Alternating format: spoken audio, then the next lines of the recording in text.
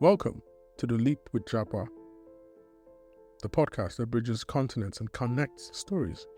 Join us as we dive into the vibrant world of international education, explore diverse cultures, and share the extraordinary journeys of students far from home.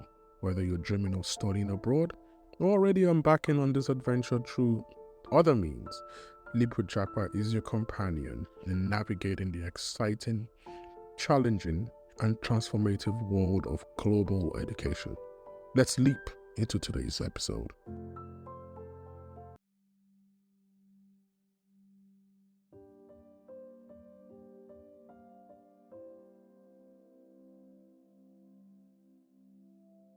Hello, good evening, happy Thanksgiving. It's Thanksgiving Day today in the US. It's been a great day. It's about almost 5 o'clock here in not too sunny side California. Welcome to episode 2. The episode would go over deciding to study. I call this the first leap, which is deciding to study. I aim to explore the initial stages of deciding to study abroad, and it's a plan. It can be a very comprehensive process, and it's always best if you were to sit down and consider all your options. And it's usually the very critical step in the Japa journey. So you have to be very, very deliberate in this step. So I'll start with me. For me, I'd given some of this story in a previous episode. I was very deliberate in deciding to study in the US. I started out in 2014 when I first initially visited the US. And the aim was just to see what the US had. And I ended up staying with a friend who worked at Goldman Sachs, the investment bank. He worked as a software engineer. And he was the one that primarily jump-started the journey by letting me know that it was possible to come to the US, be an international student, and end up as a software engineer in any industry. And most of this pathway, most of this experience that I'm sharing stems from interactions with him. So one of the first things I would say out of the bat right now is please always share information, always get information from people who stay here. They are the best source of resource. They are the ones that have been through the process. So it's always best.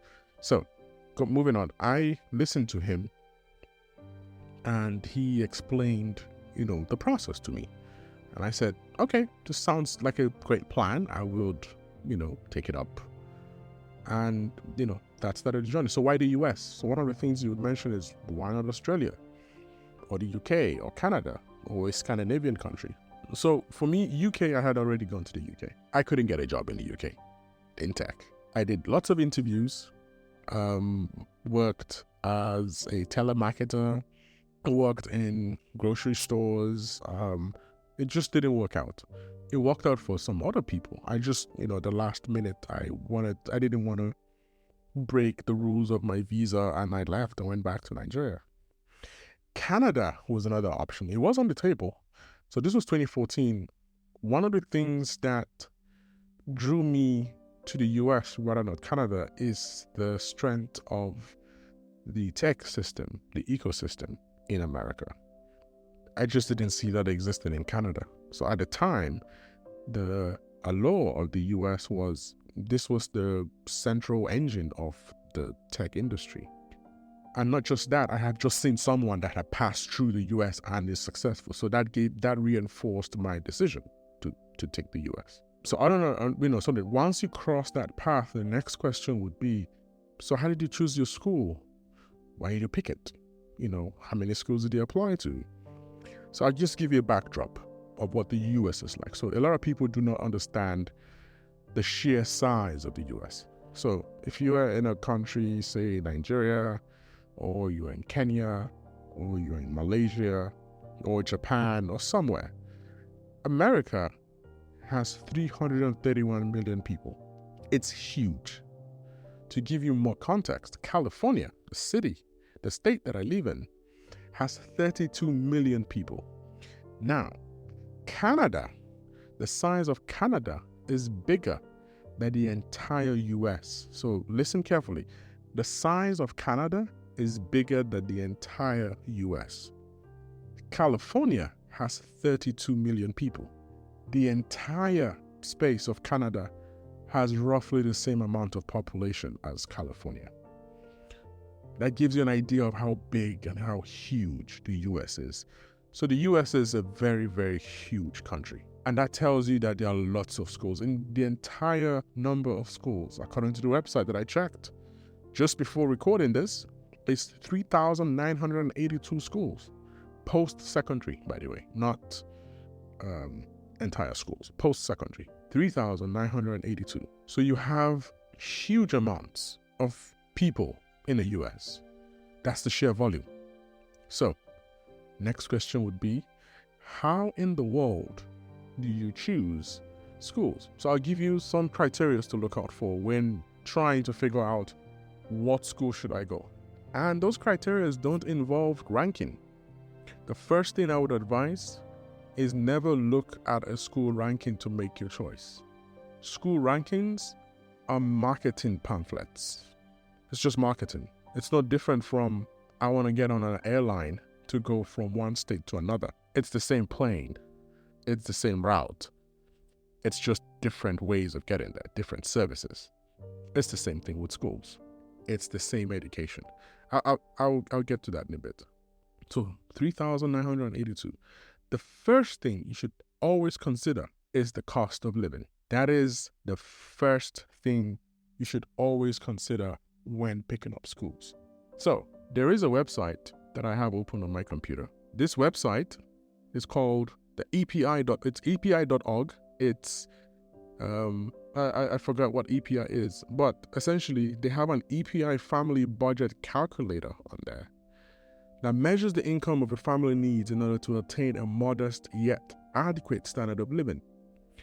I would advise that if you're going to decide to pick a particular school, doesn't matter where, make sure you know what the cost of living in that area is, because doesn't matter, you would have to pay this amount to live in that state. Doesn't matter if it's an Ivy League school, doesn't matter if it's not an Ivy League school.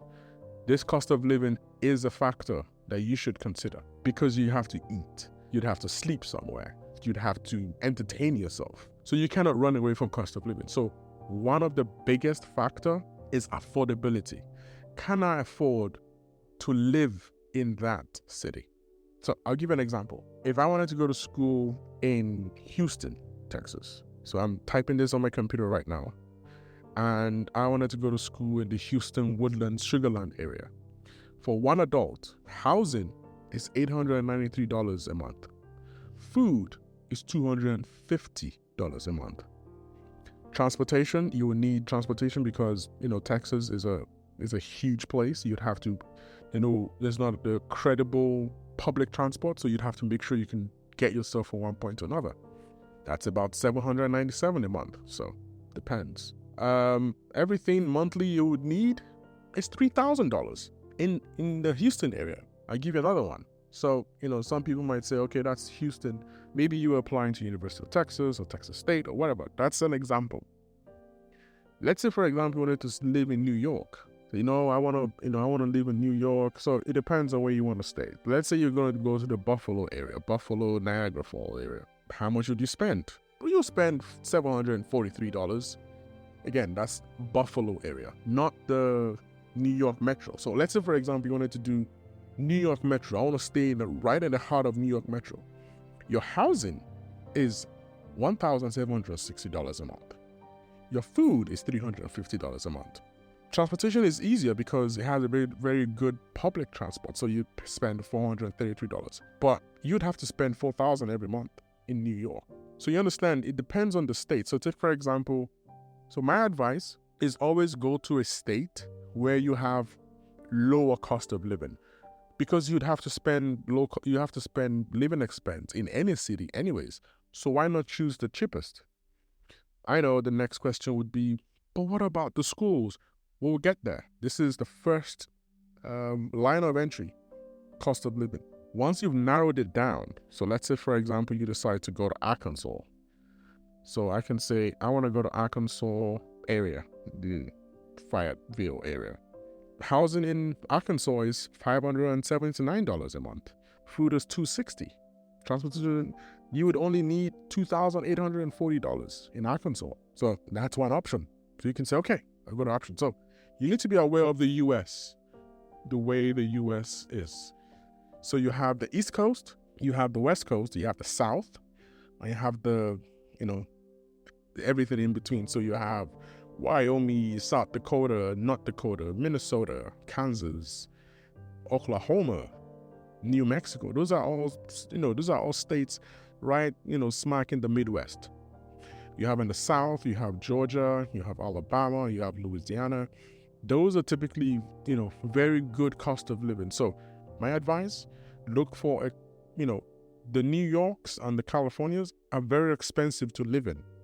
They might have great schools, but the question is, can you pay your way through living there? So that's one option. And how do I choose my schools? So that's option number one. You need to know what the cost of living is. Number two, in terms of the school, is have opportunities for teaching assistantships, research assistantships. Do the schools offer this naturally? So you need to be aware that you have different schools. So you have the private schools, you have the public schools. I would always suggest you restrict yourself to public schools, because those are the ones that will probably have teaching assistantships, research assistantships, and the likes. Very important. So look out for those. Read up on the school's website. How do they cater for students? If you're a grad student, look out for that. If you're an undergrad student, they have undergrad programs that can cater for some things that you might need in terms of funding. Be aware. So that's the next thing. So after you figured out affordability, look for, and the reason why you look for the teaching assistantships and research assistantships is, if you know how much salary they pay, you would be able to then benchmark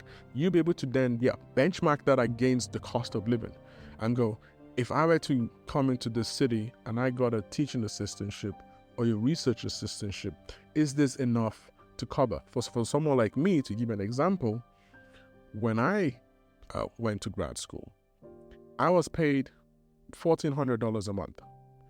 My rent was $600 a month. So I knew that I could pay rent and I could eat. I went to a school in Texas. We just went through the stats right now. It's cheap to live in Texas. So I figured that, okay, I would survive if I were to go there. And, to give you the numbers for Texas again, if you go to the Houston area on the website, again, the epi.org website, and you did a search for the Houston area, the housing right now is $893. This is just one bedroom Houston area. I didn't school in the Houston area. I schooled in a place that was, cheaper. But it gives you an idea that it's not going to be more than like $800 a month. It can be higher depending on the area, but at least you have a number. So if you're earning $2,000 as a research assistant, you'll be able to pay for living costs. And what you would need is like $3,100. It says $3,113 on the website. But again, this is this has a transportation, healthcare, and other things.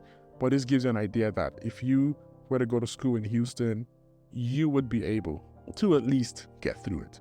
So that's for affordability. The next one was, we did the teaching assistantship. Once you can figure that out, okay, they do have that. The next important thing is for that school is, what are the professors working on? What kind of research do they have? Do they have NSF funding? Speaking of NSF, let me just tell you why that is important. So what is NSF before we continue? NSF essentially is a National Science Foundation. It's an independent agency of the United States federal government, and it supports fundamental research and education in all of the non-medical fields of science and engineering. For medical fields, they have their own funding. They have their own funding. For anything non-medical, for science and engineering, they fund. The reason why you look at what the professors are working on is because the NSF gives funding to people who have given, enough documentation as to why their research matters. So, what do? You look at what the professors are working on, and you find out from them, is this interesting to you? And notice I did not mention anything about the caliber of the school, because NSF doesn't care about the caliber of the school.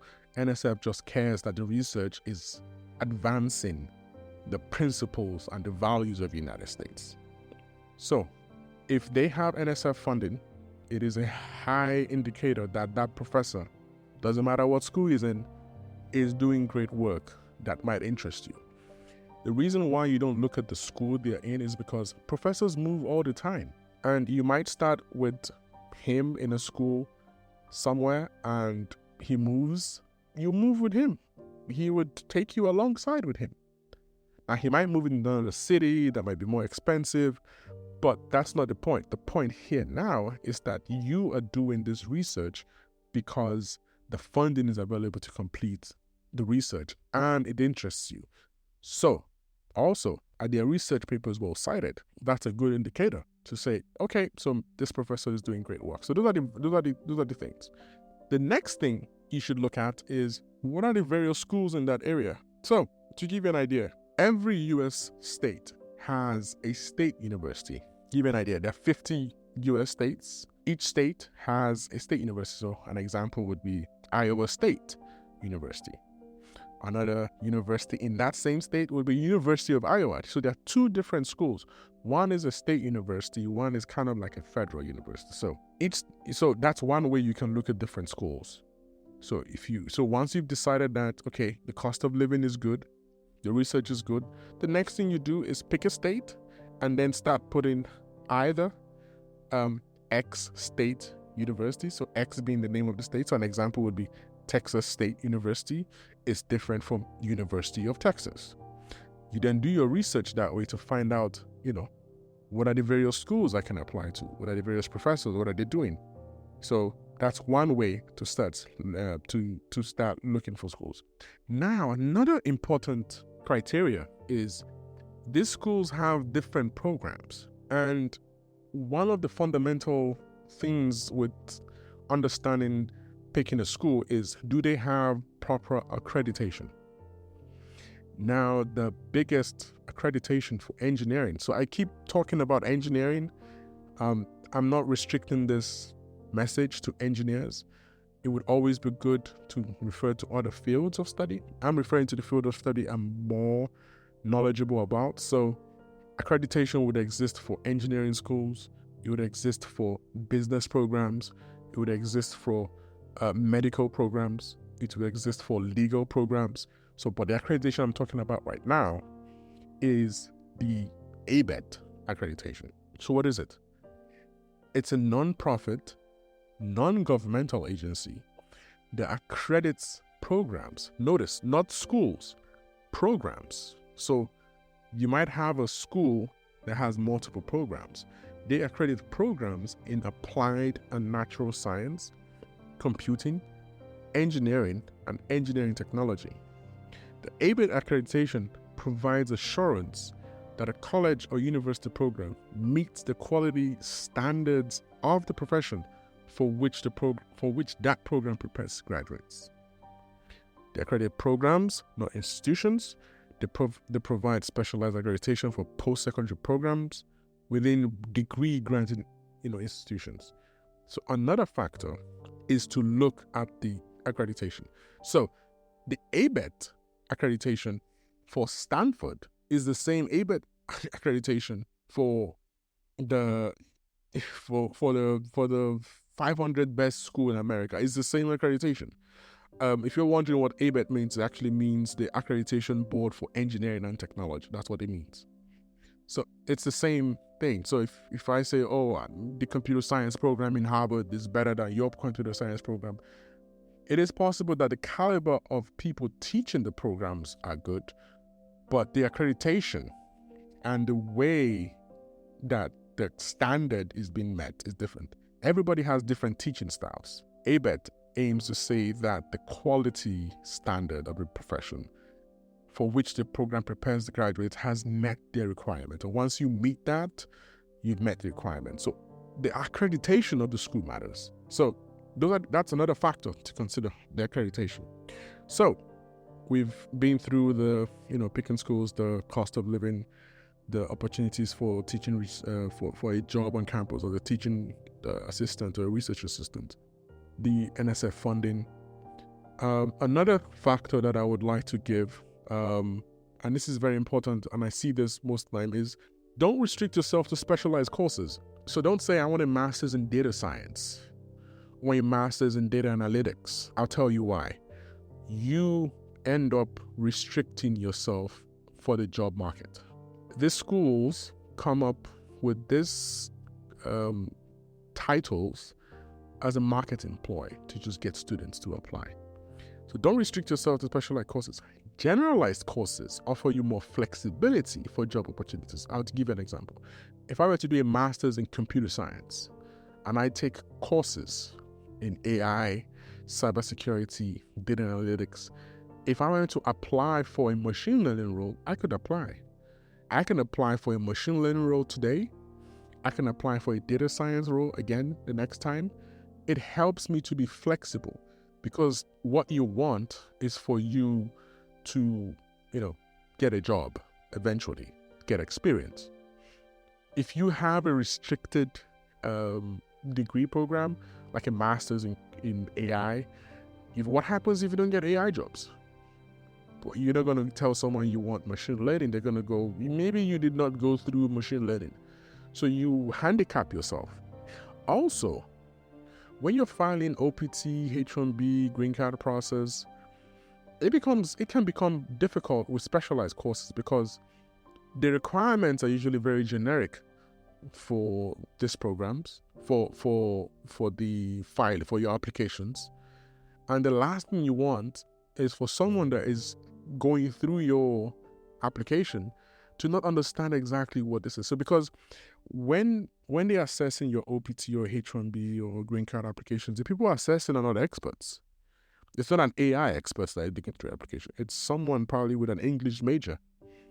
You want to make it very easy for your application to pass scrutiny, as easy as possible. And one of the best ways to do that is to make sure that your master's program is as generic as possible. You can always specialize eventually. You can take classes in AI, you can take classes in machine learning, you can take subclass. There are lots of those classes.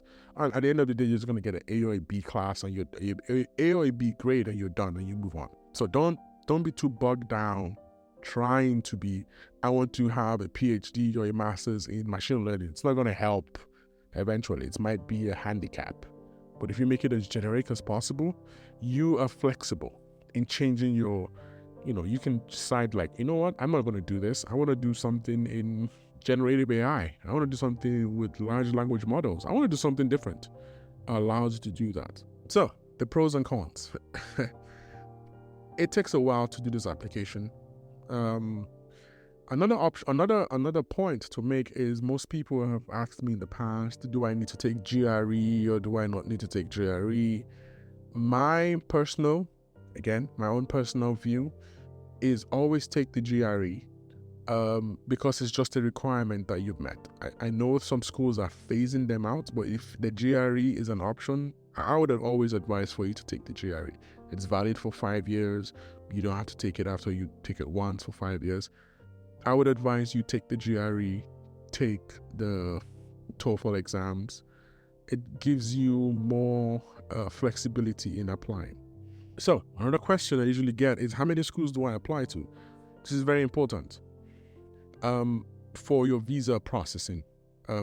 For a student who is applying for school, a bona fide student, the embassy expects you to not restrict yourself to particular states in the US. As a student, someone that is really, really pushing for learning, you would apply, I would advise, to at least 3, to at most 5 or 7, and make sure they're not in the same state. Now, notice I'm giving you criterias for affordability. You can use that. There are lots. I mentioned a bunch of states. States in the South, Texas, Nebraska, South Dakota, Iowa.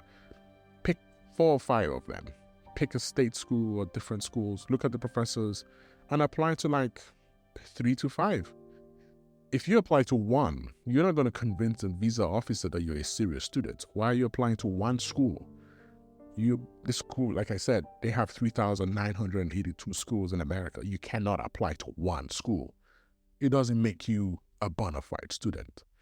Applying to like 5 schools, I think you show seriousness, and those 5 schools are in different states, and you give the reasons. So if they were to ask you, why did you pick the school?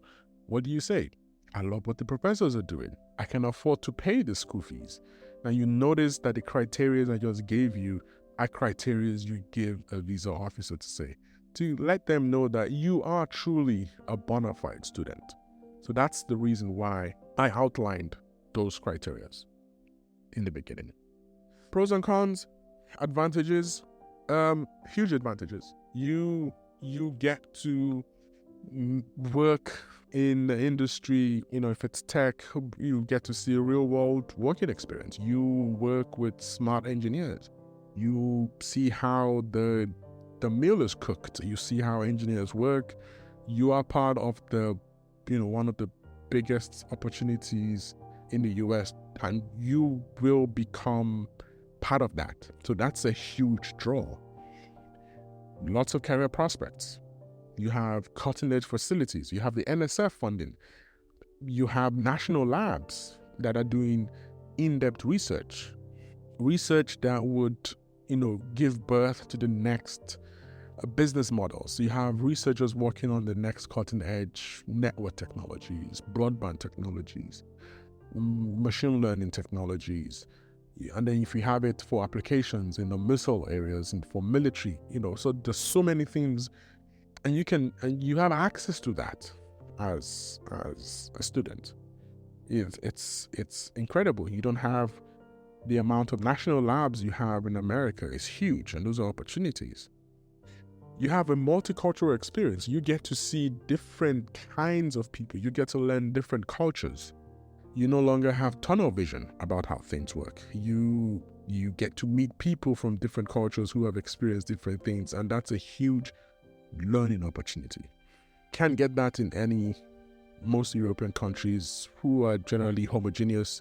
Nothing wrong with being homogeneous, just means that you don't have a diversity of experience.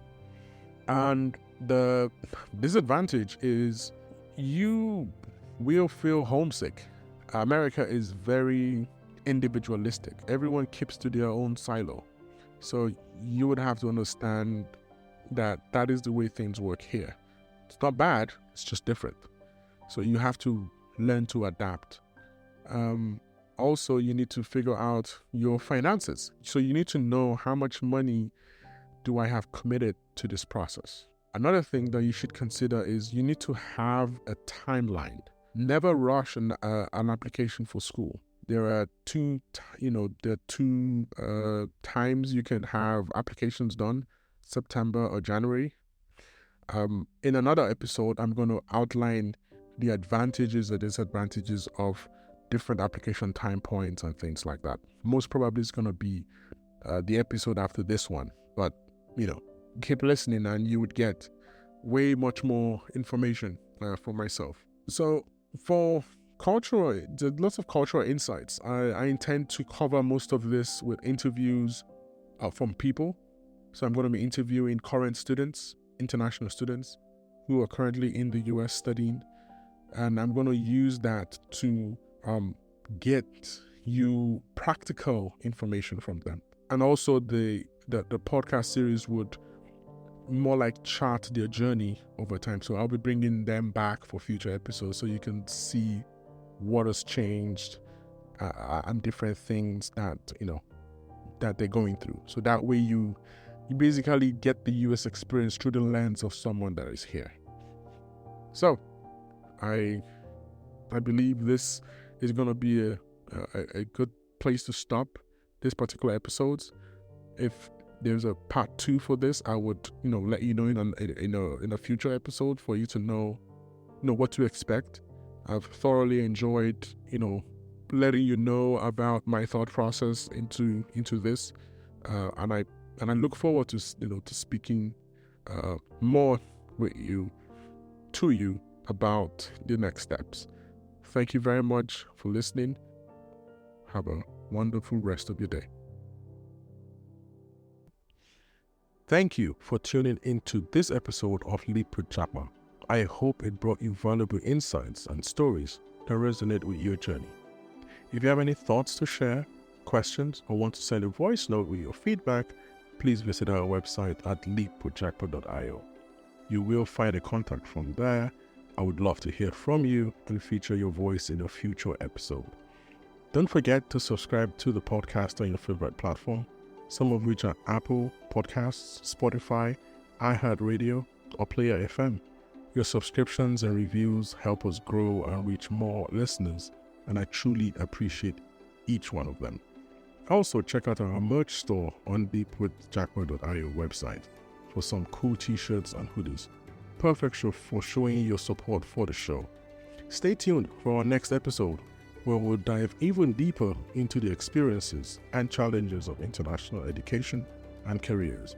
Until then, keep leaping forward, and thanks again for being part of the Leap with Japa community.